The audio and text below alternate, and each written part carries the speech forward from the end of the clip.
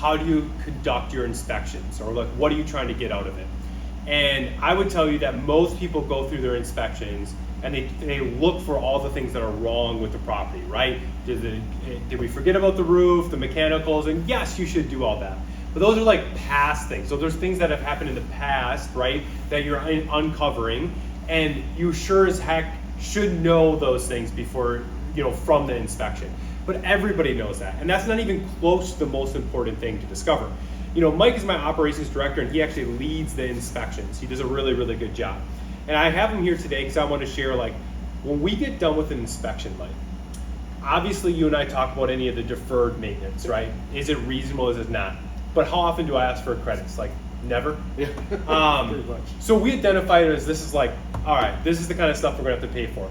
But what are the other things that we're looking for and that we assess and that you and I have conversations about after the inspections?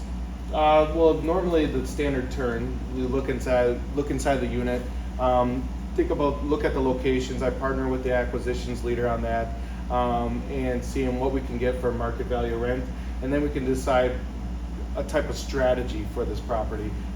That's so key, guys. The best acquisitions after inspections is you looking at future assumptions of how you can change the business. So when Mike is going in, he's looking at the last one, you're like, dude, I think we can add another bedroom. Yeah. And I'm like, I didn't even notice that one. And we add another bedroom, and he's like, oh, and just so you know, this is how much it would cost. It's only gonna cost us an extra $4,000. We can throw in an extra bedroom. I talked to your acquisitions leader, and then I talked to the leasing leader, and then we decided that by doing this, you're gonna get the best ROI. And here's why. Here's what we think we can get a rent for adding that bedroom. So Mike's job is he's figuring out not only the property and what we can do differently to drive a different business, a different NOI to create more value, but also how much per unit is that going to cost? And then obviously Mike huddles with his team, and he's coming up with a standard turn practice. Each turn is going to cost $12,000, and this is what it's going to include. And then obviously that helps me or you as the owner be able to budget the capital improvements that will improve the business, that will improve the operations, and that will obviously improve the value. I think that's super, super important. Whether, a lot of people hire an inspection or an inspector or an operations guy, and I think we're just okay with them telling you what was wrong with it.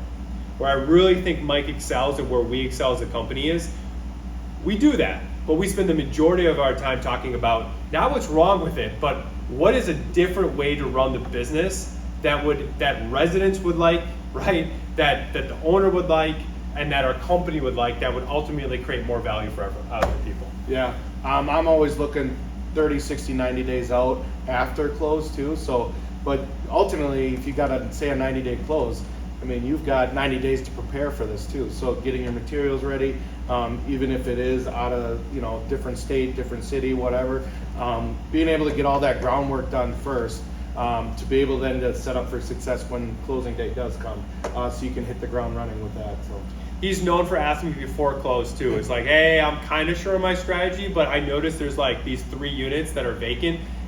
How confident are you going to close? Because I can get my team here to renovate them before close. That way we can test the market right away, and I can shift my strategy. The last 2 closes, how many units did you have rehabbed on both of them? Well, 4 on the first, or 4 on one and 5 on the other. Yeah, so we're sticking about 100K, right, into these units before close. That's how aggressive he is in trying to figure out the business strategy, because our goal is 90 days after acquisition, right? 90 days after, we've done more to that property than after most people have done in a year.